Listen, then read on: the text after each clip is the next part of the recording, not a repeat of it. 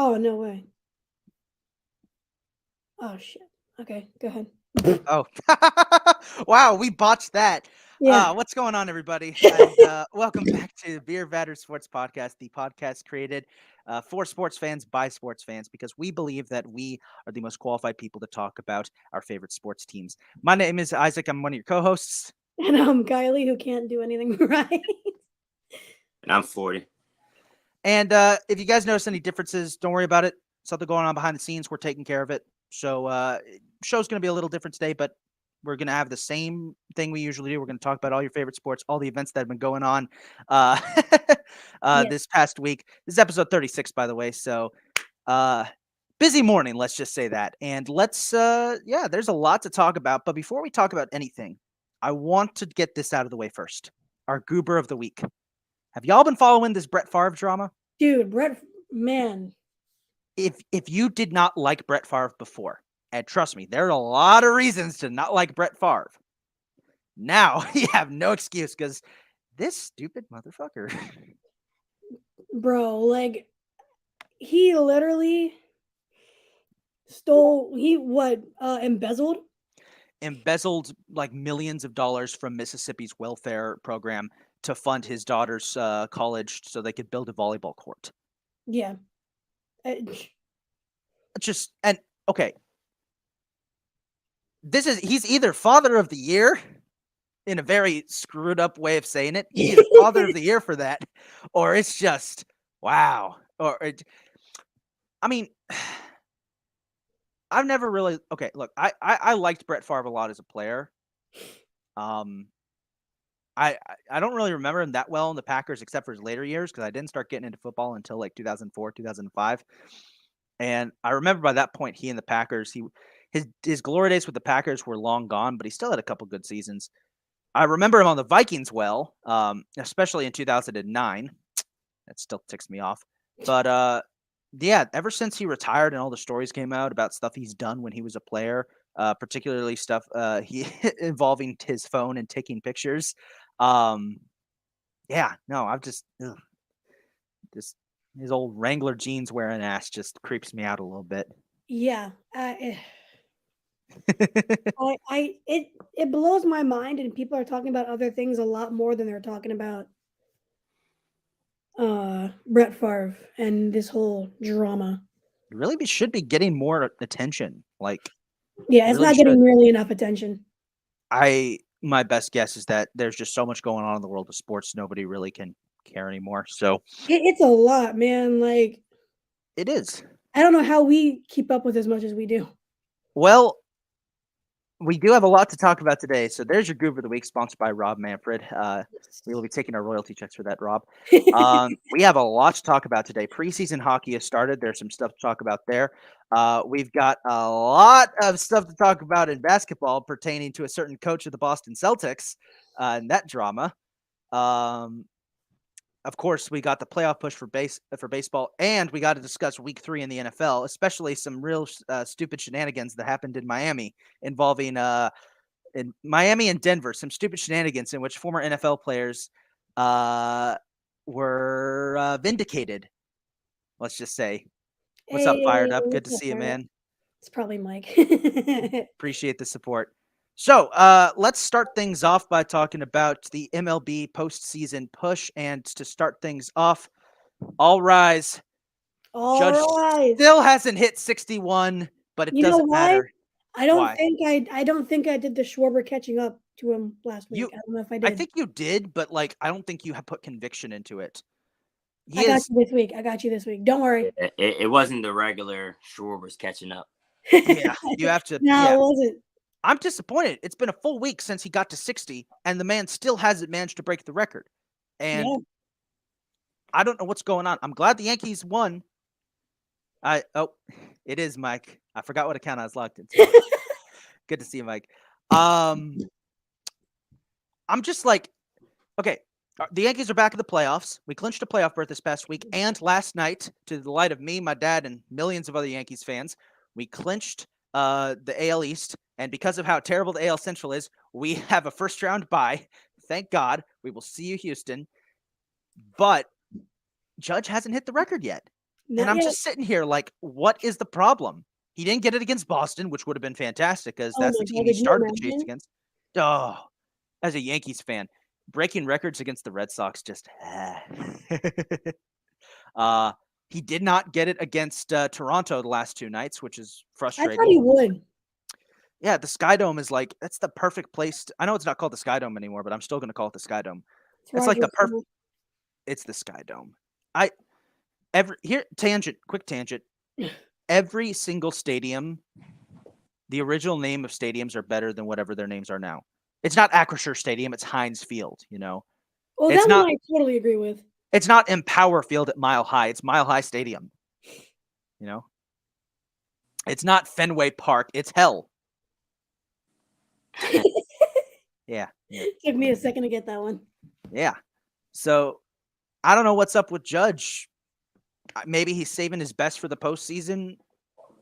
As a Yankees fan, I'm like, dude, we got everything done. We got out of our summer slump, thankfully. You know, we got to the playoffs. We clinched our division. Thank God. I thought we were going to lose it to Toronto or Tampa the way they were playing us the last couple of months. All we have left now is for Judge to break the record. So come on. We got like 2 weeks left of baseball before the playoffs start. Actually, I think less than 1 week. We basically have a week left. Yeah, and I'm very uncomfortable. So what's going on with the Phillies? Dude, I don't even know. I don't know. Losing to the Cubs last night is crazy. Giving up only getting 1 run is unacceptable against the Cubs. It's mind-blowing, honestly, and disappointing. But Stroman has seemed to always have our number since he's been a Met. So I'm chalking it up to that, and hopefully the next 2 games when we face rookie pitchers, it'll be different. That's what I'm hoping. Who do the Phillies have left to finish up the season?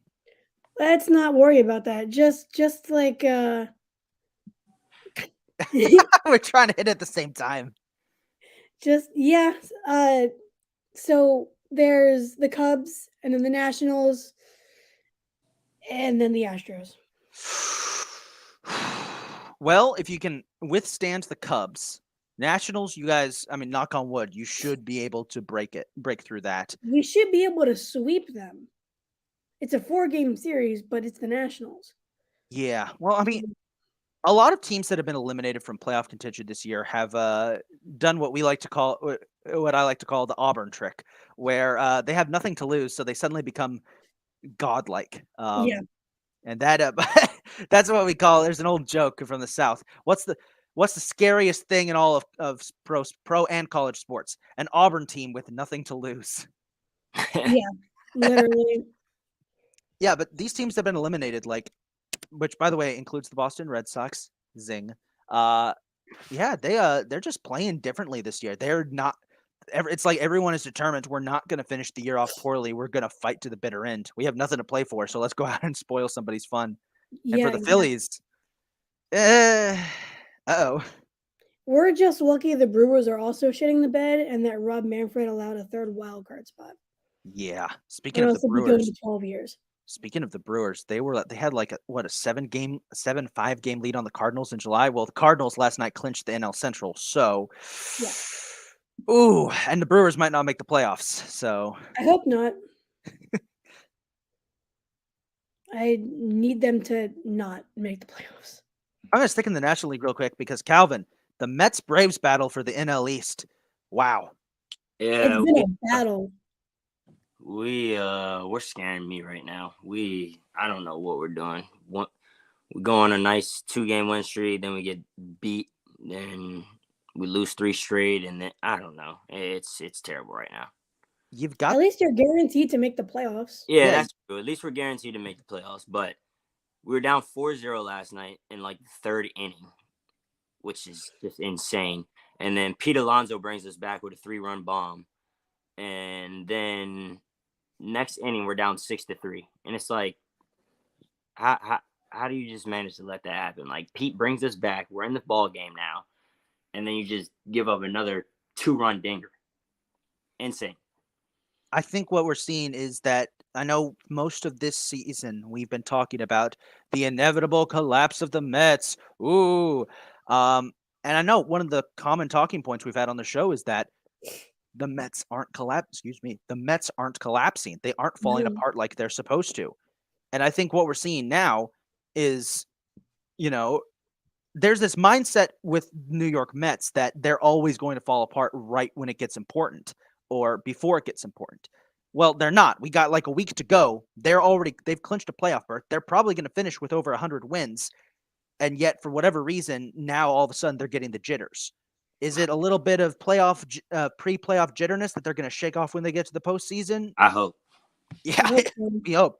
I hope for my prediction. I have Subway Series as the World Series, and so far it looks like we're going to be good with that. So The way Yeah, it's we'll see. that's what I'm saying. I think and believe we can have Subway Series for the World Series as long as we continue to do what we need to do. But losing games to teams that we should be is not doing what we should do.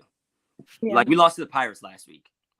Come on. Got your asses kicked. Yeah. It's insane. well, if you do get to the World Series, you do still have to go through the Dodgers. But this past week, one team did show us that it is possible to beat the Dodgers and beat them badly. Cardinals killed them 11-0. You So know go what ahead. I say about that? I understand the Cardinals killed them 11-0, but they've lost to the Diamondbacks in the last week. They lost to the Padres last night. So we can really say that the Dodgers are getting a little shaky when it's starting to matter as well. It feels Does like it matter for them though? Huh? Does it matter for them though right now? Yeah, no. Their division, they clinched their division a long time ago. Then Yeah. Well, they've just been chilling. I still remember like either week 3 or 4 of the season when it was just still Kylie and me doing the show when we were recapping all of the divisions.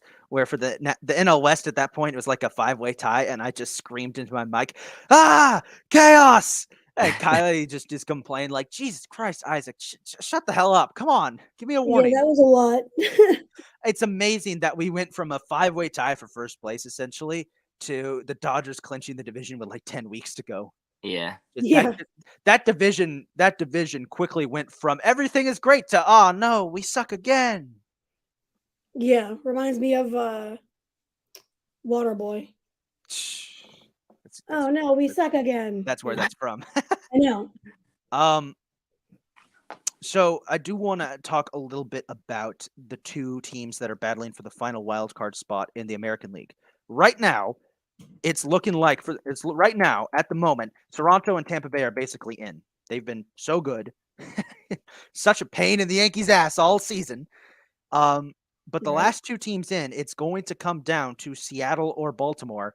And as good as these teams have looked this year, especially the Orioles, because wow, Baltimore is like, as good as these teams have looked this last week, they both have just decided, you know what? You can have it. No, you can have it. No, you can have it. They've Yeah. suddenly started giving everything up. Trying to hand it off to each other. Yeah, like what we see we have here in the notes. Houston beat the Orioles 11-10. Which, by the way, I'm impressed the Orioles were able to score that much on the Astros, but Right? the Trashers, excuse me. But the Asterix, they probably found some Exactly. way to get around it. Mariners, meanwhile, they blew a 9-run lead, I think in the bottom of the 9th, to the Royals and lost 13-12. incredible. One of these teams is going to blow a chance to make the playoffs, and I'm going to put money on the Mariners at this point because I have gone over the summer. The Mariners were like the talk of the town, like they could finally do it. They're finally going to break the curse. They're going to get back. Nope. No, they are only 3 games ahead of the Orioles now. Is it 3? I I think. didn't even think. I haven't even. Let me double check. I don't want to be. Yeah, they're 3.5 games ahead. The Holy Orioles. All Baltimore needs is one good series, and they could do it. And Baltimore doesn't have to. They don't have to worry about Boston anymore. Nope. Yeah. Damn, that's crazy. It It was 5 like a few days ago. I don't know what the reaction is going to be if the Mariners blow this. it's been over 20 years since the Seattle Mariners made the playoffs. The Yep. last time the Mariners made the playoffs, 9/11 was just a month old. And which is- Castellanos just hit a home run. Really? No, but how funny would that be? Oh my God, Kylie, you gotta not. No. There are some tragedies we don't connect to Nick Castellanos hitting home runs. Come on, let's no. 9/11 had just happened. George W. Bush was still in office. The Houston Texans did not exist yet. There were like 3 or 4 NHL teams that didn't exist yet. Half of Wow. Major League Soccer wasn't even a thought, and Britney Spears was probably the #1 artist in the world. Probably. There was a lot of good music in 2001, is what I'm saying. There was. To bring that music back. I don't. No. Let's. I'm not. that gonna suck. lie, that music back then was a little bit better than what we have nowadays. That's what I'm saying. Like today's music, like I don't want to sound like one of those old people, but damn, today's music. Doing a like, good job of sounding. no, I'll take some of 2001's music back. There was some good there, I feel like, but the problem I have is that the bad stuff was really bad. Oh yeah. It was a boomer joke Hey. from like. No, Right. but dude, I love high scoring games, and that's basically what's happened this week. The Astros and the Orioles were 11-10.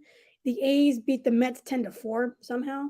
And then the Mariners blow a 9-run lead Yeah, to the Royals and lose 13-12. this Royals team, by the way, 91 losses. So Oh, yeah. still not the worst team in the league. Isn't that crazy? Yeah. Well, there's a lot of teams this year that could finish with over 100 losses, but how Yeah. bad they have been. That's Um, true. That's true. The Nationals just broke over 100 losses. They're at 101. Are you serious? Yeah, Oakland's going to finish with over 100 losses. Detroit and Kansas City both could. Pittsburgh probably Yeah. is. The Pirates. And Right. before we move on, I just got to ask, like, is it just because of how much meh there is in the lower half of baseball this year of all the teams, or is this like intentional? I know with the Athletics, yeah, it's with the Athletics and the Nationals, it's pretty obvious it's intentional tanking. For the rest of these teams, like, are they just that bad, or are they also trying to tank? The Red. Did you say the Reds too? The Reds could have. Oh, the Reds could also, yeah. But as far as your question, I think these teams are literally just that bad. Yeah. Even when you look at it in the betting world, there's just some teams that you can just bet against every night, and teams that you can bet on every night. Like if the Yankees are playing the Royals, I know 100% there's just no chance the Yankees are losing this game. Like, You'd be very surprised, but okay. yeah. There is always that one night where a miracle happens, but 90% of the time, if the Yankees are playing the Royals, you can put your whole house on the Yankees winning that baseball game. Yeah. So I think some of these teams just actually genuinely suck. I think the Reds and the Pirates, I think, are the most clear example of a team that just actually sucks. Because I mean, with the Nationals and the Athletics, you can make the argument that they clearly look like they're tanky. They're selling off big pieces.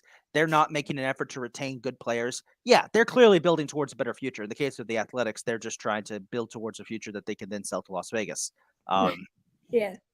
But Vegas needs a team. they do need a team. The problem with the Pirates is that what I've seen this season with Pittsburgh, they started the year off not that bad, but then they immediately just fell apart. And I think that's the clearest case of a team that's just that bad. Them, the Tigers, and the Royals. Even the Royals. I know the Royals sold off some good players like Benintendi, but those teams just kind of never had it going in the first place. Like you could make the argument that, yeah, they're probably going to be bad, but they're not going to be horrible. They are. Like with the Athletics and the Nationals, we knew. Like we knew they were going to be terrible. But these other teams, we kind of thought, there could be something there. Which is why I'd say, yeah, they truly feel like the worst teams in the league that just aren't tanking. Yeah, and it's incredible how awful some of these teams have been. Like, and some of them are franchises that have not only had success before, obviously, but their fan base deserves non-stupidity. And the Pirates are obviously a classic example of that because the location of the Pirate Stadium is beautiful. Everybody loves the the Pirates ballpark. They have a great culture surrounded the team too, you know? Yeah. The Athletics fans deserve better. Yeah. Yeah. They're a historic franchise way back when. And to see what it's come down to now is atrocious. And I just thinking about if I'm an owner, I don't see why I would let it get to that point. You own this team. Money. Yeah, but you're a billionaire. You own a team. You can always get more money. It always comes down to money. It's Owners so frustrating. Owners want to save money so they can use it for themselves. There's Mhm. very few owners in the sports worlds that actually care about the team. Most of them are just in it for the money. I hate to say it, but it's the truth. Oh, totally. know? I mean, Calvin, we talked about this the first time you actually came on, and Isaac wasn't here. Yeah. That's Like, 9 times out of 10. That's just usually what it is anyway. That's just society in general. Yeah. It's all about money. Yeah. Just like, you know, I had somebody tell me the other day that they had to follow a situation and listen to what these people were saying because these are the people that pay the bills. So they didn't want to speak their opinion and how they felt just because they want to shut up because at the end of the day, these are the people that pay the bills. So money rules out all things in the world. It really does. yeah, it really does. It does. And like, you know, part of the reason why I love doing this podcast with you guys is because, you know, I'm not trying to do this podcast simply to like, you know, go out there and, you know, like sell merch, get cash, get rich and all that. I'm doing this because I love talking about sports with you guys. Right. You know, Mhm. do I need extra income? Yeah. I mean, I work two jobs basically, you know, two essentially full-time jobs just to get by. But at the end of the day, you know, I don't need a ton of cash to be happy. Right. You know, and I feel like some of these owners who are multi billionaires could need the same mindset. That's why I like NBA owners. A lot of NBA owners are different in that they actually care about the team. Mark Cuban. Yeah. Yeah, Mark Cuban is a classic example of somebody that cares. Kylie, you've turned into a robot. Are you okay? God damn it. Have the aliens got you again? Yeah, my Wi-Fi. Don't worry about it. My Wi-Fi cut out last night. And dude, I was watching Chicago Fire last night. By the way, shout out the city of Chicago. Not only do you guys have one of the best sport PA guys, shout out to Tim Sinclair, but also like y'all's TV shows are awesome. I was watching Chicago Fire last night, and man, my Wi-Fi cut out in the middle of an episode. Oh. Right as like they just revealed that this new firefighter who had joined the team and who was really cool, they just revealed they found her body. It was like, oh, was she murdered or did she actually kill herself like we thought she was? My Wi-Fi cut out and I was like, what the hell? Wow. What is this? And then I look at the clock. It's like, oh, it's 1 a.m. Yeah, I'll pick this up tomorrow morning. Yeah. Spoiler alert, So, it was a suicide. Shout out to firefighter candidate Rebecca Jones. Short-lived character, but she was awesome. so you guys remember when we had a video of Vladimir Guerrero Jr. trying to field a ball and the ball going through his glove? Yes. Yeah. Check this out by CJ Crone.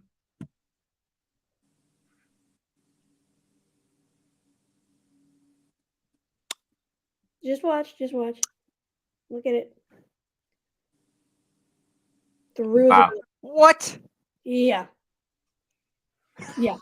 Wow. That's It just incredible. went right through. Right through. Yeah. You know, I've always wondered what would happen if a ball slipped through one of those holes. You know, when I played youth baseball, you know, I never really was into playing the sport. Now I kind of wish I was because it's a lot more fun now that I'm actually into sports. When I Yeah. played youth baseball, I always look at my glove and wonder, I wonder if a ball could ever fit through one of these. Guess that Yeah, it answers that can. question. If it's going fast enough, it sure as hell can, I guess. Probably. So before we move on to talk about some other sports, Kylie, want to give us an update on the wild card races and our stat leaders as we've entered the final weeks, Yes, the let's do it. witching hour, as well as certain, as they'd say on Red Zone. Yeah, right. So we're just gonna do, of course, the wild card because the wild card is very, very close. So we have the Toronto for the American League. We have the Toronto Blue Jays 3 games up. Hasn't changed much. The Tampa Bay Rays are a game and a half up, and the Seattle Mariners are there at the last spot. The only one that has a realistic chance of getting in is the Baltimore Orioles, and they have a 3.5 game. They are 3.5 games back. For National League, it's because the Mets and Braves are tied because you guys are assholes. You guys are up there, 13 games up. The Padres are 2.5 games up, and the Phillies are sitting there at the last spot very anxiously. The Brewers are the only team realistically that has a shot, and they are a game and a half back. So this next week is very, very important. Phillies fans are not taking it well. We're not okay. What I want to see is for both the two teams with the longest droughts in baseball to get into the wild card. I want to see a Mariners playoff appearance, and I want to see a Phillies appearance. I know the Phillies in the future are probably going to make the playoffs many times because of how stacked they are. But with the Mariners, I don't think I'll ever see a Mariners make the playoffs again in my lifetime. So if they could kindly go back to the playoffs, so I can say I have seen almost every team in professional sports make the postseason at least once, which I think I have. You have. Yeah. Once the Mariners make it, you have. Yeah, the Because Mariners are the last you- team. I wasn't paying Yeah. attention to sports back then. I know 2000. I know. Well, back also the year 2001 didn't exist in baseball. You're also 3. Yeah, See, I was more focused about building towers with my Legos than on the Yankees and the Mariners that year. Exactly. Looking back on it, man, I understand why my dad was so frustrated that November. My dad going around the house, goddamn Diamondbacks. How do you lose to the team called the Diamondbacks? How do we Oh. lose to the team? I've said what I said on the Diamondbacks multiple times. Yes, you Them have. and the Rockies just exist. Moving on. Give us our stat leaders before I get mad. All right, for Goddamn batting, snakes. for batting average, we have Freddie Freeman at a 327 average. Jeff McNeil is the only close one at 319. So it's going to be Freddie Freeman, no doubt. Probably. For home runs, it's Aaron Judge. I don't But- know. I don't think he's doing that good. He's not, and Kyle Schwarber is inching ever so closer to Judge with the record. So very, very close. Can you say a little bit more? A little bit more? Kyle Schwarber is inching closer to Aaron Judge. Yes. Oh, thank you. There you go. Watch the Yankees tonight. For RBI, you got Pete Alonso with 131. Judge is a very close 128. Damn, these guys are just hitting ribbies. It must be nice to have somebody that can hit with runners in scoring position. Oh, it's very nice. You should try it out. Yeah, I would love to. For hits, of course, Freddie Freeman with 191. Trey Turner, future Philly, has 187. Very close there. For stolen bases, John Birdie has 37. Jorge Mateo has 34. So that's the two, and it's been like this pretty much the whole season. So nothing has changed there ever. For pitching, Kyle Wright has 20 wins. Pretty much been the same for the entire season. Julio Urias and Justin Verlander both have 17. So they're, I guess, pretty close, but Kyle Wright's going to take it away. For earned run average, Justin Verlander with the 1.82, still incredible. Dylan Cease has a 2.06. Nobody's going to get close to Verlander. What this dude has been doing, and I've said it last week too, what this dude has been doing after Tommy John surgery and at his age, incredible. Yeah. For saves, Emmanuel Clace with 39, and then Kenley Jansen with 37. So Josh Hader is fourth with 34, and it hasn't. He had 29 when he got to the Padres. How many does he For have now? 34. Yeah. That trade kind of backfired for you, San Diego. Oh, totally. It was definitely Alec Boehm and Matt Vierling's fault, though. Probably. All right, so for strikeouts, Garrett Cole, he has 244. Corbin Burns has 231, so it's most likely going to be Garrett Cole that wins that strikeout lead. Aaron Nola, shout out, has 218. Not close, but he's there. So that's Well, how nice. about that? I I'll think take what Nola's I on the mound tonight for you guys. Huh? I think Nola's on the mound tonight for you guys. Yes, he is. And I've already done my pregame ritual and all my good luck stuff that I do when he starts. Yeah, no way you guys lose twice in a row to the Cubs. Psh, hey, look, we got our asses swept earlier in the season, right before the All-Star break, or right after the All-Star break. Have So, faith, Kylie. Have a little I faith. have faith. I'm just saying we got swept last I year. get that, but you guys are fighting for that playoff spot. Yeah. Come on. So, Where's that Philly pride? go Birds. Go Birds! Go Birds! All right. So We'll get to that in a little bit. So for quality starts, we have Framber Valdez with 26. Yu Darvish has 24. With the season winding down, it's going to go to Valdez. I mean, these are all pretty much set.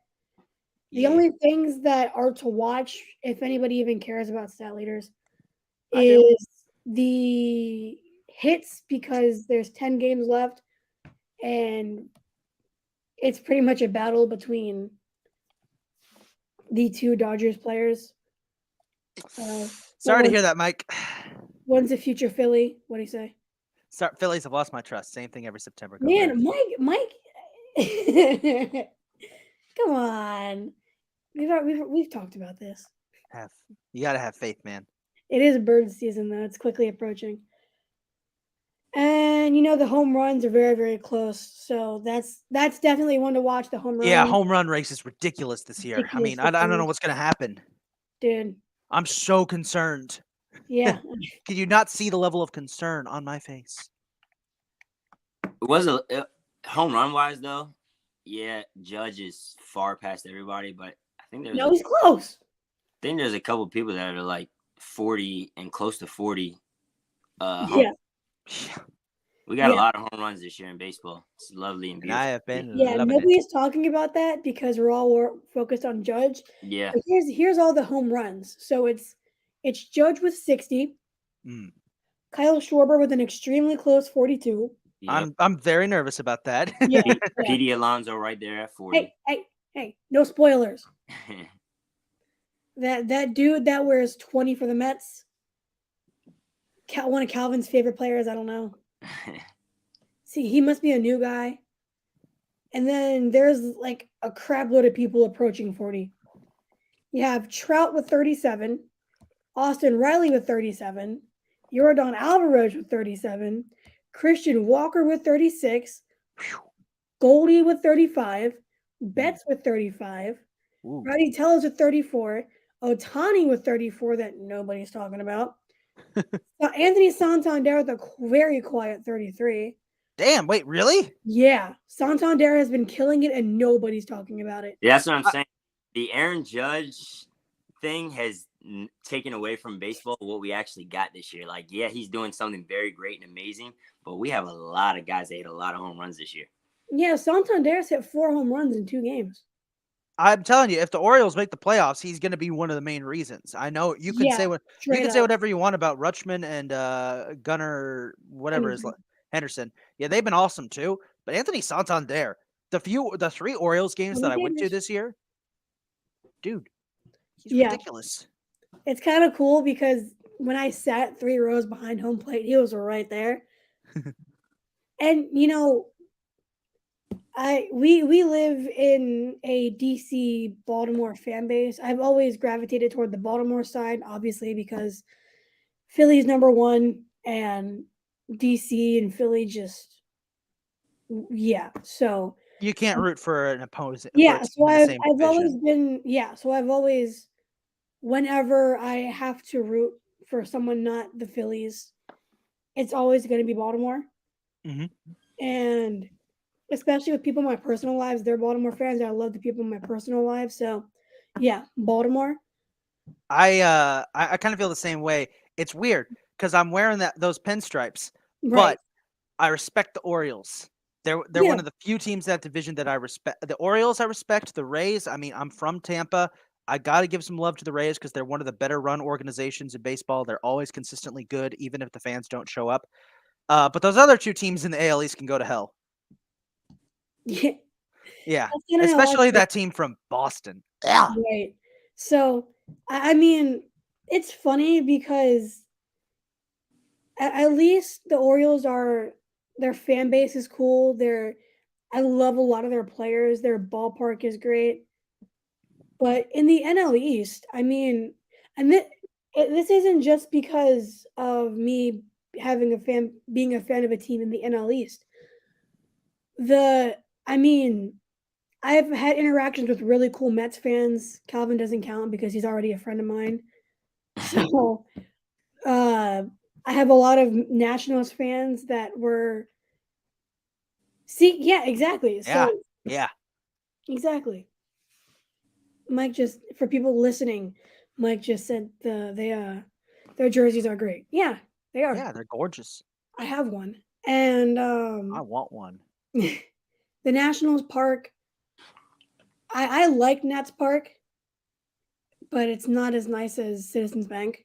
Oh my God, Nats Park is disgusting. It was built in segments. It has like no shade. Like you sit there and you're gonna get swamp ass the whole time. You burn your butt on those hot seats. The one thing they do that other parks don't is they don't allow people to get up from their seats and go use the facilities during the actual inning so nobody gets blocked. That's awesome. More people, more stadiums need to do that. Orioles, but Yeah, Phillies too. But at least the Marlins are just a pain in our butt, dude. They've always just had our number for some reason, so they irritate me. The Mets are the Mets, and the Braves are the Braves. right, It's the division has always been between the Phillies, Mets, and Braves when I was growing up. and it always will. And it pretty much always has been except the last 11 years. That's good. But Well, the Marlins have only been good 3 times in their entire existence, right. and the Nationals kind of pop up every so often. Yeah. Um, but yeah, no, you're right. Yeah, so it's just I wish there was a team in my division where I can be like, "Yeah, I don't care." I But get you. So, let's move on quickly because I do yeah. want to get to football eventually, but I do want to cover these other two sports. Not a ton happened, but there are some things we could talk about. Let's start with basketball. Before we talk about the main thing here, quick things to go over the NBA. Lonzo Ball problems, can't run or jump without pain, so he's going to have his second knee surgery of 2022 already. Yeah, that sucks. If his career ends up not going anywhere, you can blame double knee surgeries. Which damn. Yeah. Yeah, I feel bad for him because it's like he never even really got a chance to really like prove himself because it was like the rookie year happened and then the next year was all like the LeBron stuff about who are we gonna trade on this team for LeBron, blah blah blah. Then LeBron gets there. They have a terrible season. They don't even make the playoffs. Lonzo ends up getting traded, and I think he ended up getting injured that year as well. Then he goes to Chicago. He's injured for most of the season last year. Now this year he can't jump without pain and stuff. He's gonna need another surgery. It's almost like Derrick Rose all over again, which is very sad. Yeah. Derrick Rose without the MVPs. And I think Lonzo Ball's very talented. I think if Oh he yeah, has a healthy season, he could. And this is a very exaggerated could because there's a lot of good talent in the NBA that I would put above him. But he could make a case and have an MVP caliber season. I don't think Oh, he'd win yeah. it, but he could. Yeah. It's a shame, man. Yeah. It is.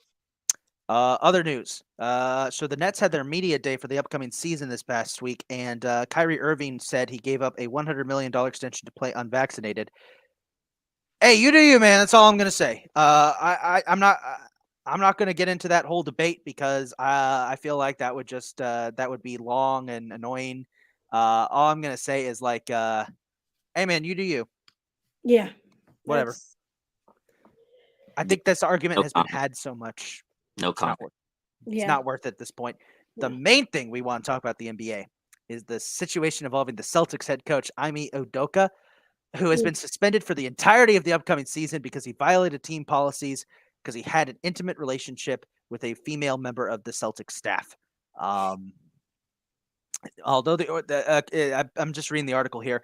Though the relationship was originally believed by the organization to be consensual, the woman later accused Udoka of making unwanted comments towards her. He did issue an apology after he was suspended, but has chosen not to resign from his position as a result of the violation. Although Wajbaum did report that Udoka is not guaranteed to stay with the organization following this season. Joe Mazzulla will take over as interim head coach of the Celtics, who becoming at 34 is becoming the youngest head coach in the NBA. Yeah. So yeah. Well, Celtics, you wanted a nice chance to try and go back to the finals. Well, unfortunately, the coach who got you there. We'll Yeah. see how long that lasts. I gotta say, I kind of feel bad for the Celtics. You know, I feel bad for the Celtics. This upcoming season was going to be a big one for them. You know, they were going to be playing with heavy hearts to begin with because of Bill Russell's passing. They were going to essentially this season. I know they were going to dedicate in honor of Bill Russell. I know they're going to go out there and play harder than ever because they know they can get back to the finals. They've done it finally with this current core, but now they can't go off with their coach. There's all this drama surrounding him, and you know how sports media tends to get when there's drama involving what somebody's doing with their junk. Especially if it's around the workplace. 1,000%, because there's been more media about that than Brett Favre stealing millions of dollars from the poorest people in Mississippi. And Yeah. I'd argue that is worse. I yeah. think everybody would. Yeah. Because I'll be honest with you. If it was any other coach who had a consensual relationship with the coworkers, yes, it's against policy and violating policy and stuff like that. It wouldn't be that big a deal. But the reason it is such a big deal is because this is the coach who just came off of, taking his team to the championship. Also, on top of that, the guy's wife is Nia Long. Yeah. Everyone's gonna make that a big deal in the Wait. His wife is Nia Long? His wife is Nia Long. So with your wife being Nia Long, everyone in the internet world is gonna make that a big deal. Which is why this is such a big deal and it's getting more publicity than the Brett Favre situation. And it's only because his wife is Nia Long. Yeah. I didn't know his wife was Nia Long. Whoa. Yeah, he's a crazy. Oh man, what are you doing? Yeah, he's a crazy guy for that one. What the hell? Really? Yeah. Yep. You're cheating on Lisa from Fresh Prince? Oh my god. Oh no. Crazy man. I'm gonna reiterate what a friend of mine, a meme a friend of mine sent to me a while ago. Shout out Emma for this one. Don't sleep with your coworkers. Didn't think we'd have to say that, but You'd be surprised. I've worked plenty of jobs where everybody knows. Everybody knows what's going on between those totally. two. Yeah. Totally. It'd be like that. It was actually crazy. I have some friends that work in the hospital, and they say it's actually like Grey's Anatomy. Oh my god! So if I walk into a break room or a back closet, just because there's something going on, I got a family member in surgery, I'm stressed out, I need to find a quiet place. You're telling me if I walk into a back storeroom just to be by myself with my thoughts, I'm gonna run into two doctors just going at it like rabbits? You just might. You just might. Life imitates art. Life imitates art, I guess. Yep. So, quickly moving on to the NHL because guess what? Hockey is starting. Preseason hockey has started. The Lightning played last night. I actually didn't see the final score. Let me actually see that real quick. All I know is that with the season quickly approaching, I do want to do a season preview. There's And a I big know some of us, I know we don't always follow hockey as closely as the other sports, but I do want to do a season preview just because there's a lot of cool storylines. God damn it, we got blown out 5-1 by the Hurricanes. Damn it. I know it's preseason, but still, damn it. Damn. Damn. Hey, Kylie, shush. Let me see what the Jets score was. the Devils. No, the Devils won 4-1. Nice. Not bad. Again, it is just preseason, but still, it's good to see some of the younger players doing well. Speaking of younger players, the first overall pick, George Slavkovsky, made his debut for the Canadiens, and he did okay. He had a shot on goal. Yeah, he's young. He's only 18 years old, so he's probably going to be developing for a little bit. But this isn't like an Austin Matthews situation where he immediately comes in and scores. They were playing They were playing Austin Matthews' first ever NHL game the other day. I was at my parents' condo in DC watching it. They played it. I forgot he scored in his first game. Oh, it's so funny. The Maple Leafs aren't going to do anything this season because John Tavares is hurt. Yeah, right. Mike says, when you're doing your season preview, just skip the Flyers, please, and thank you. I've been seeing injury reports coming out of the Flyers training camp, and look, man, I have very strong things to say about Tortorella, specifically about his time with Columbus, and what they did to the Lightning when he was with Columbus, and I'm going to leave it at that. So yeah. Last thing from hockey, Zdeno Chara, who just retired, is going to be honored by the Bruins with a ceremonial puck drop during the preseason. Give him a regular season puck drop, you cowards. Come on, it's Zdeno Chara, the monster, the Slovakian monster, the dude who was like the core of your defense when you won that Stanley Cup. And all you're going to give him is a ceremonial preseason puck drop? Get out of here. Right. Yeah. Well, time to move on to the main event. NFL Week 3. There was a lot to talk about. Like last week, we're going to try to cover as much of the games as we can. Some of them, we might have to do just a few quick thoughts on them. But we're going to start off with the catch of the year so far, which was George Pickens on Thursday Night Football. Dude, OBJ-esque. That guy's incredible. George Pickens has black Air Force energy. He is the perfect player for the AFC North. Yep. In a division where everybody actually hates each other and they will try and kill each other on the field, George Pickens is the perfect amount of aggression and talent, because apparently the dude's really talented too. Very good. It didn't help because the Steelers are still trash. What are they going to put in Kenny Pickett?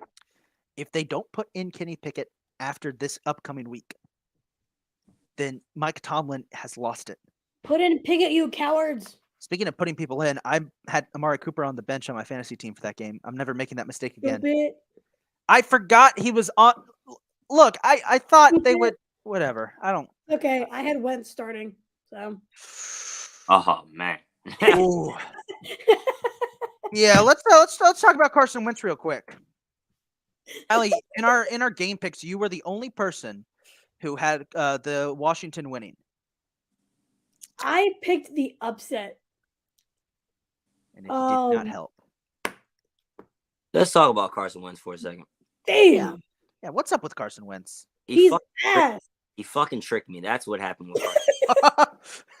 So, and I don't know why I fell for it. The guy came out week 1, threw 2 interceptions. I should have known, even though he threw 4 touchdowns in that game, he was tricking me. The 2 interceptions should have let me know he's going to trick me. Then he comes out week 2. He doesn't even put any points on the Lions in the first half at all. None. Yes, he got sacked 6 times, but you can't really blame 6 sacks on the offensive line, because there's times where I just see Carson Wentz just standing in the pocket. He's not moving, not anything, and the guy's just getting sacked. Last week in Philly, these guys had 5 sacks in the first quarter. It's incredible. And you're not going to tell me all 5 sacks were the offensive lineman's fault, because I watched that game.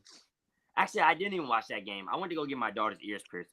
I ended up watching the highlights a little bit later, and I'm just disgusted. Just absolutely disgusted. That was, yeah. You can't move the ball.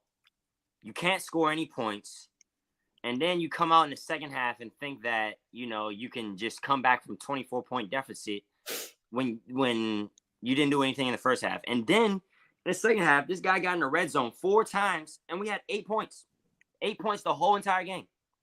and 2 of those points came from our defense. Yeah, that one, we have a funny story about that one. Like we're the Redskins, Commanders, football team, whatever you want to call them.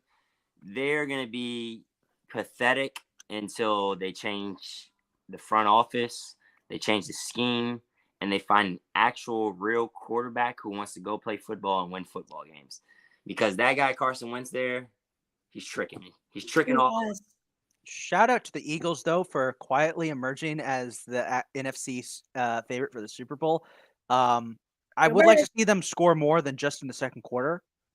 First half, you mean? First half, too. By the way, speaking of the Eagles, Kylie did bring up, we had a funny story. Kylie and I were working that day. We're watching the Eagles game. And it hurt to watch Fletcher Cox do his sack celebration on Wentz. It hurt. It did a little bit. But so Commies punt it down at the 1. Eagles have to start from their own 1. I'm getting ice from the back room. I come out. I tell Kylie, hey, watch. Safety coming up. Kylie, you're like, nah. They're too smart to let that happen. What did I say, Kylie? What did I say? Holy crap. I didn't say they were too smart to let that happen. I said it wasn't going to happen. I yelled so loud that my little crystal ball I have on my bedside table, the one that like plasma ball, just lit up. I didn't know it could do that. That is so cool. Go Birds! Go Birds! It didn't do it. That's unfortunate. Yeah. Well, go Birds. And the thing is, you can't even really be mad at the defense on the Commanders because those guys, they came out the first drive, make the Eagles punt. Our offense comes on the field. We do nothing at all. Well, actually, I think we got the ball first. Yeah, you guys did. It doesn't matter. I know we made them punt after their first drive. And then our offense didn't do anything. Defense has to come right back onto the field. And then again, defense still gave up no points. They made them punt again. Then they have to come back on the field again after 3 offensive plays because for whatever reason, Carson Wentz can't move the ball.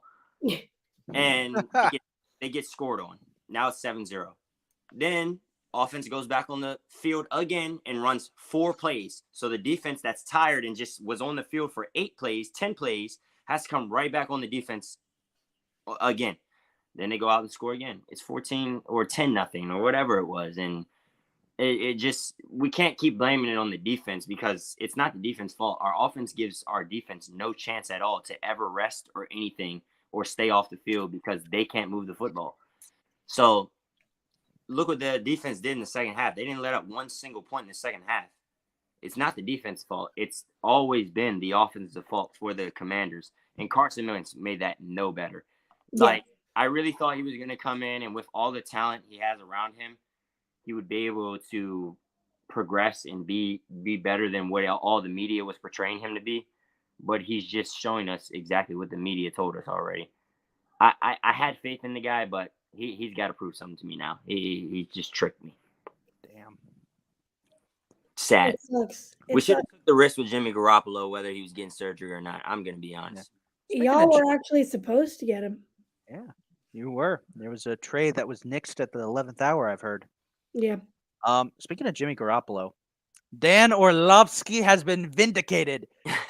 Jimmy Garoppolo stepped out of bounds. Mark Sanchez, too, with the punter on the Dolphins. Yeah, it wasn't the only. I mentioned at the beginning a bunch of old players got vindicated. Well, Jimmy Garoppolo got vindicated. No, sorry. Dan Orlovsky's vindicated because Jimmy Garoppolo steps out of bounds. Mark Sanchez is vindicated because the Dolphins pulled off the butt punt. But here's the difference. Dolphins still won. Yep. They did what I thought was impossible after watching the first 2 games of the season for Buffalo. They beat the Bills. Yeah. Well, Bills do have a couple guys in the secondary that are beat down. So That is true. it does help you stay in a football game. But the Bills' offense wasn't the same Bills' offense we saw the first 2 weeks either. So Nah. shout out to the Dolphins for playing a very great game. I will say this about Miami. As awesome as it was to watch Miami pull that upset,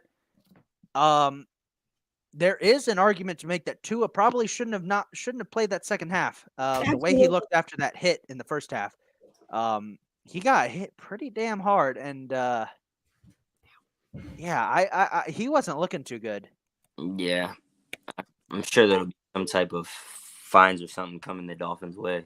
They are 3-0 though, so They are But at 3. what cost? that is definitely something I would add. Some more stuff from around the league in week 3. Baker gets his first win as Panthers quarterback by taking down the Saints. Thank you very much. Thanks, Baker. Thank you. The You got Bears beat the Texans. But man, Justin Fields, that stat line Justin Fields put up in that game, I still have like no confidence in him at all. Yeah. I don't have any confidence in the Bears in general. That game there was just atrocious. Oof. Two was. terrible teams doing exactly what I thought they'd do. Honestly, run over 40 points combined. They just, I don't know. Justin Fields. It's sad that you see that because he was such a star in college and was breaking so many Ohio State records and things like that. And now he just, can you say it's the guys around him? Can you say it's him? Like, we've made excuses for this guy, but how many more excuses can you make for the guy? It's like, what are you doing out there? I'm going to say what I've said before. Ohio State quarterbacks never translate well to the NFL. Very few have managed to break that curse. You can say the same about Alabama quarterbacks too. That too, yeah. Tua and Mac Jones are the first consistent quarterbacks we've seen come out of Alabama. Yeah, you have to go back to like Kenny Stabler and Joe Namath are the last time we saw good Alabama quarterbacks make it in the NFL. Yep. And even Joe Namath. I mean, Joe Namath was great in the AFL, but as soon as the Jets joined the NFL, he got plagued with injuries and his career basically was over. Sorry, Jalen Hurts. He's in there too. Sorry. Forgot. Jalen Hurts kind of counts as both because he played his last year at Oklahoma, I'd say. Yeah. I mean, like we don't say like, Baker Mayfield, that great former Texas Tech quarterback. Yeah, that's true. Speaking of Texas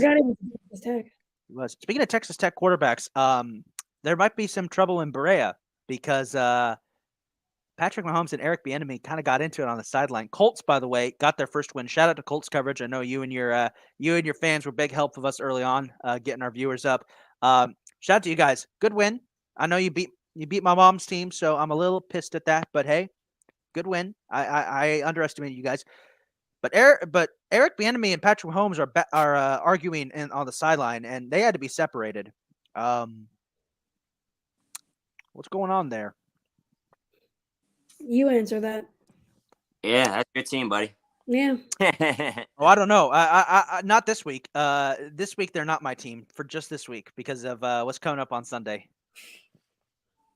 All I'm gonna say is that Chiefs always have one of those games every year where they kind of drop the ball against an inferior opponent, and it usually doesn't matter in the long run because they still make the playoffs. I kind of had a feeling that they were going to lose to the Colts because ESPN has a weird way of telling you which game is the Vegas game this week. And all week they were, pointing out, can the Colts beat the Chiefs? Can the Colts shock the Chiefs? And there was one day where the ESPN headline was Colts Chiefs this Sunday. Don't miss it. And it's like, why are we idolizing this Colts Chiefs game so much? Like, there's so many great games this Sunday, and we keep idolizing this Colts Chiefs game. It's just crazy. So I had a feeling that there was a weird thing about this game this week, and maybe the Colts would win just because of how ESPN kept Colts Chiefs. I'll point out that CBS also put their lead commentator crew of Jim Nantz and Tony Romo on that game. It's almost as if everyone knew like Colts might pull an upset. I should have known that was the Vegas game. We could have been rich this weekend, guys. My apologies. No problem. No problem. Some other stuff around the league.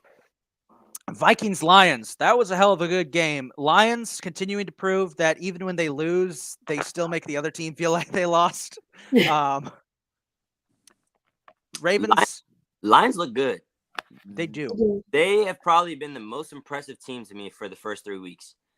Oh, I see how it is. Just based on the teams that were okay, I'll rephrase that. Based on the teams that were trash before, they've been the most impressive team in the first 3 weeks. There you go. But Thank you.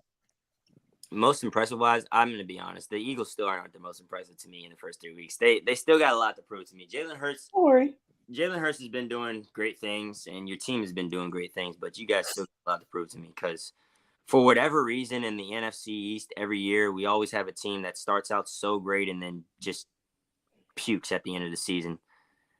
Yeah. And even they people like I'll say it like this, like we'll have a team that like you guys can start the season 6-0, but somehow, some way, there will be 3 teams in that division by the end of the year that can win the division. That was the NFC West last year. Mm-hmm. To a T. The Bengals got their first win of the year. About time. Right? The Jets were fighting with each other on the sidelines. About time. I think one of the coaches actually got in a fight with the player. Yeah, Quinnen Williams and I think the Jets defensive coordinator got like really close to throwing punches. Yeah, they're very, very close. Which just tells you all you need to know about the Jets. Mac Jones, by the way, shifting over to the Patriots-Ravens game. Lamar Jackson looked like him this weekend. Lamar has always been him. Mac Jones is going to miss time now with a high ankle sprain.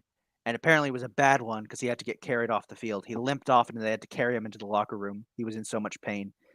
I'm willing to bet it's more than a high ankle sprain. If that's the case, the Patriots are kind of screwed because their backup is rookie Bailey Zapp, who, to be fair, I think they are gonna pick up Brian Hoyer. I was reading earlier somewhere. All right, Brian Hoyer versus Aaron Rodgers this weekend. Let's go. Let's do it. Yeah, they got the Packers this weekend. Like, I wish I could feel bad for the Patriots, but I really don't. I'm sorry, Elspeth. I'm sorry, Steven, if you're watching. I don't. It has to happen. You guys need to experience a little bit of pain. A little bit of pain. Yeah. Let's go Lamar Jackson though.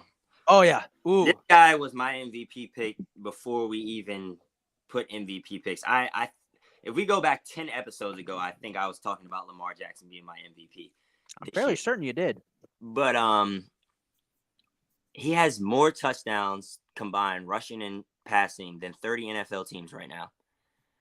He also is on pace right now to break the record of combined touchdowns in throwing and rushing with 68. He's on pace to have 68 touchdowns by the end of the season right now. He keeps up, he could. And he's also 4th in the league in rushing yards right now. He also is 1st in the league in passing touchdowns right now. I think I see the light.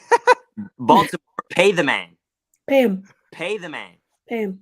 I think he's proved enough in these first 3 weeks about what you'll get out of Lamar Jackson for the next 10 years. Pay him. For the love of God, pay this man. Yeah. So I'm very happy that Lamar bet on himself because I think he's going to get a great payday at the end of this season with how he's playing. Absolutely. I franchise tag? I think he was saying he doesn't want to play on the franchise tag, and if he gets franchised, he was going to sit next year. Ooh. Which at that point, I praise him for that because it's like, absolutely. Yeah, because even if let's say he gets to the 3rd round of the playoffs this year, hypothetically speaking, he loses in the 3rd round. Okay, yeah, I didn't get you to the Super Bowl, but I've gotten you to the 3rd round at this point. That's a game shy of the Super Bowl. Exactly. Yeah. The first 2 seasons, I couldn't get you past the divisional round. Couldn't get you past the wild card game. So now I'm in the AFC Championship, and you still want to franchise tag me after let's just say he does set the record and goes for those 68 combined touchdowns. I have 68 combined touchdowns, took you to the AFC Championship, and you're going to franchise tag me? That's just different. Who they have at wide receiver. Exactly. Their best deep threat, their best go-to guy, their best jump ball guy is a tight end, Mark Andrews. Yeah. And Mark Andrews was making some crazy plays on Sunday, by the way. That's Mark Andrews. Yeah, he's literally like one of the best tight ends in the NFL. And Calvin, I've seen the light with the way that Cooper Kupp has kind of been underwhelming me just a tad these first 3 games, and he's still been good. I'll donut quickly, but the Rams, they beat the Cardinals, and that's more on the Cardinals being who we thought they were. I think I've seen the light. I think Lamar Jackson at the moment is my front runner for MVP too. 1,000%. I'm glad that you agree with me, because the thing is, he really should be 3-0. His defense let him down against Miami. Yeah. Yeah. Well, they're definitely going to have their work cut out for them this week because they play Buffalo. We'll get into who we're picking for that game later. That's going to be a really fun game to pick. Couple more things. Let's go over them quickly. Raiders are the only 0-3 team in the league. How did this happen? Dude, I don't know. Devontae Adams is probably kicking himself in the ass. Like, I'm an idiot. Yep. I left probably I left the second greatest or third greatest quarterback to ever play this game to go to Derek Carr. Yeah. And then he had the audacity to compare those guys and say that they were on the same level and caliber. Ha! I like Carr, but no. Derek Carr is my 22nd favorite quarterback. And that says a lot right there. Dang. Shout out to sports writer John Boyce. That's actually a quote from him in his Falcons documentary when they were talking about Michael Vick. They were making a comparison between Army generals and like quarterbacks. It's like, you can't tell me what your favorite Army general is doing, but if I ask you who your 21st favorite quarterback is, you're going to say Derek Carr, and you're absolutely right. Anyway, Kylie, got a question for you. What? Hey, did the Jacksonville Jaguars look really scary all of a sudden? No. I don't know. Putting up 38 points on the Chargers, on that Chargers defense. I mean, They are improving, and I'm very happy to see that because I love both Trevor Lawrence and Doug Peterson. But it stops when you come to Philly. we'll see. Cardinals are who we thought they were. Yeah. We knew they were bad, and they showed it. We'll see what happens when D-Hop comes back. Yeah. Like, They need him. still, it's 3 weeks into the season. Everybody's still just. I'm gonna wait till next week to really be concerned about a team or players or anything like that. That's probably a good way to look at it. Shout out to Derek Tangelo and the Falcons. They got their first win of the year against the Seahawks. Pretty good game. Turns out when two bad teams play each other, turns out it's pretty fun. Yeah. We discovered something this past weekend. When you remove the starting receiving core from two teams and force them to play each other with two good quarterbacks, the result is one of the worst pieces of shit games I've ever watched. What the hell were we? There's a reason I'm not wearing my Brady jersey this week. What the hell? He doesn't deserve it. What the hell were we doing on Sunday? That was abysmal. Our defense played great. We held Aaron Rodgers to just 2 touchdowns. Perfect. But our offense couldn't get anything going because we don't have any of our weapons. Mike Evans comes back this week, and Julio Jones should. If Mike Evans could just look, Mike, if you're listening, I know there's there's a 0.9% chance you're listening. Listen, I get it. We all hate the Saints. I hate the Saints too. I can't stand Marshawn Lattimore. I get it. He talks shit to Tom Brady. You have to defend him. But could you turn off the Black Air Force energy just a little bit so you don't get suspended again? Because we could be 3-0 right now. And everyone could talk about the inevitable clash between the Eagles and the Bucs in the NFC Championship game. But no, now we're 2-1 and everyone's talking about, oh, Brady is old and frail and the Bucs, the defense is carrying the team, which is true. But I would like it not to be true. I kind of am loving this that I'm mad about the Bucs. The last 2 years, I haven't had to be mad about the Bucs because, we've always been guaranteed to win, but we're not guaranteed wins anymore. And I feel so nice about it because I can finally complain about my team again. It's like 2019 is back, except with less interceptions. One last thing before we get into our Week 4 game picks. The Giants. Okay, so the Giants aren't it. We thought the Giants were it. Yeah, no, we were very wrong. We all picked the Giants to beat the Cowboys. We were very, very wrong. Yeah, Cooper Rush has been impressive the last 2 weeks. Yeah, and knowing the Commanders, we'll probably make him look like he's Josh Allen out there next week.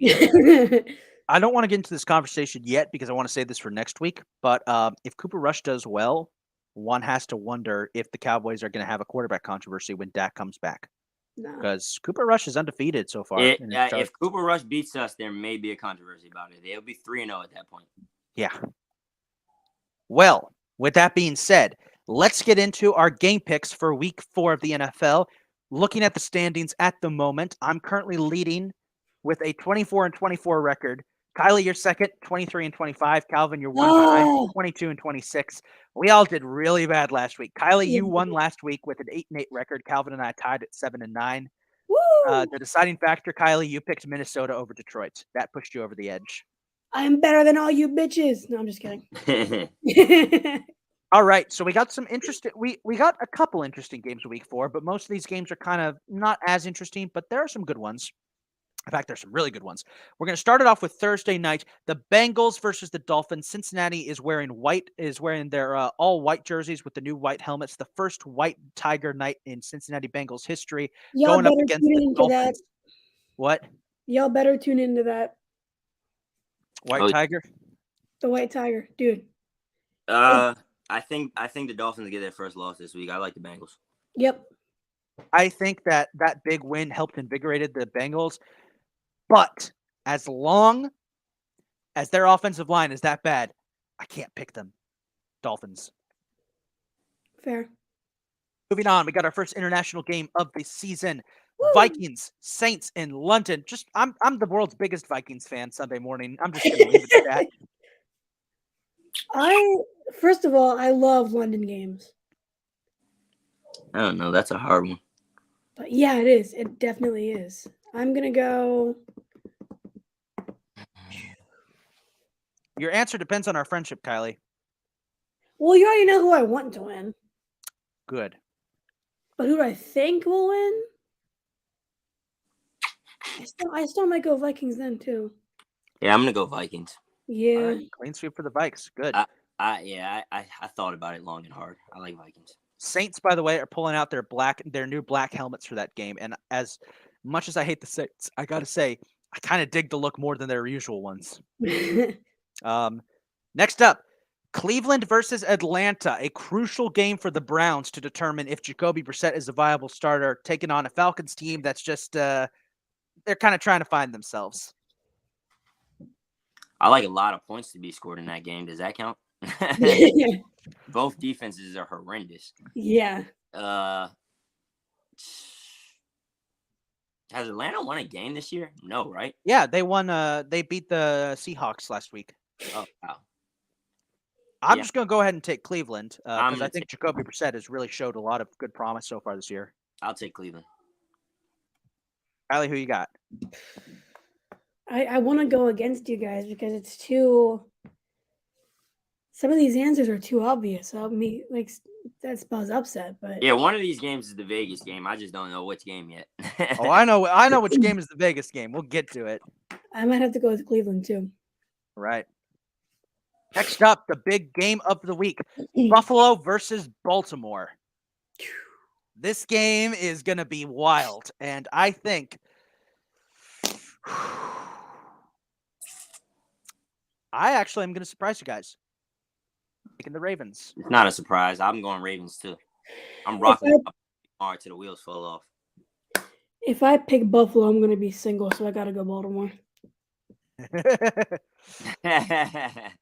All right, Commies and Cowboys, the time-old tradition. Man, as much as I hate Carson Wentz, we're not losing 2 in a row.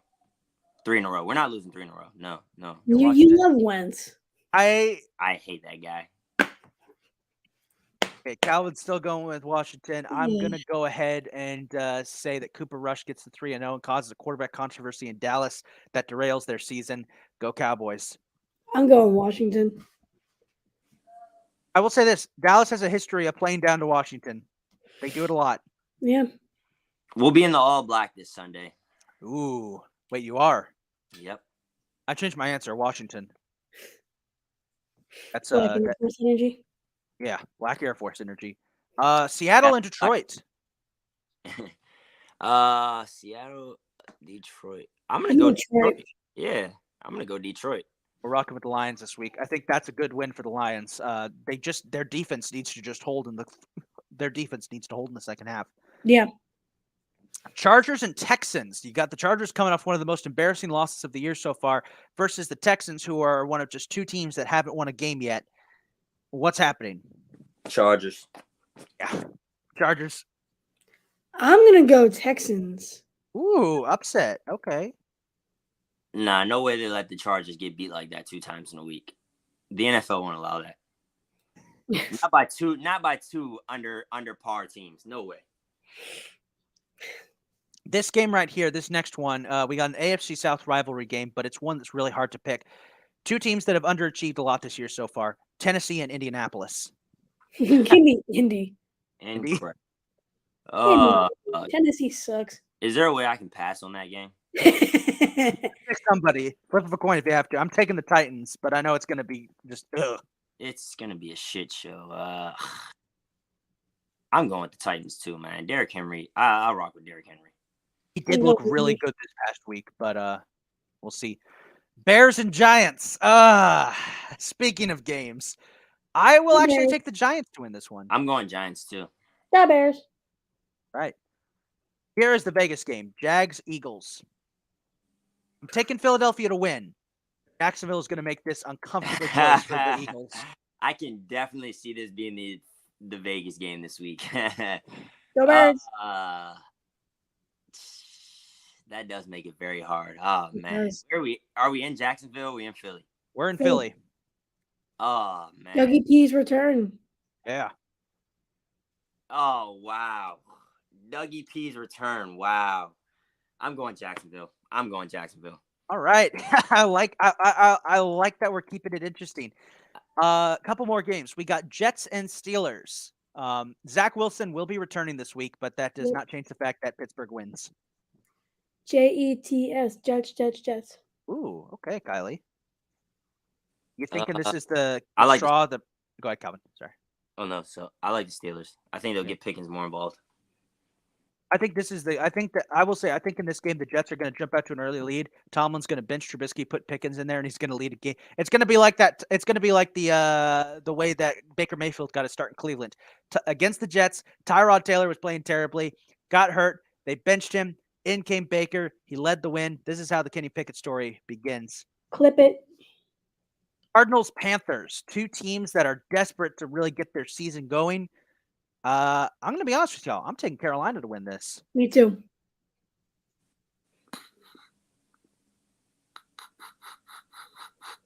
I like Kyler Murray over Baker Mayfield any day of the week. I like Cardinals. All right. You guys know I hate that guy over there in Carolina.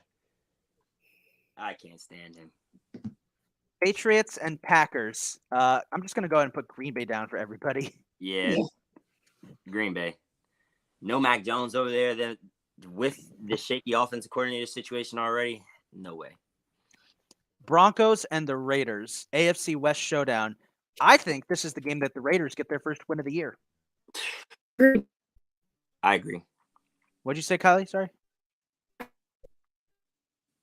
She's a robot. Did you say Raiders? Kylie, put it in the chat. We can't hear you.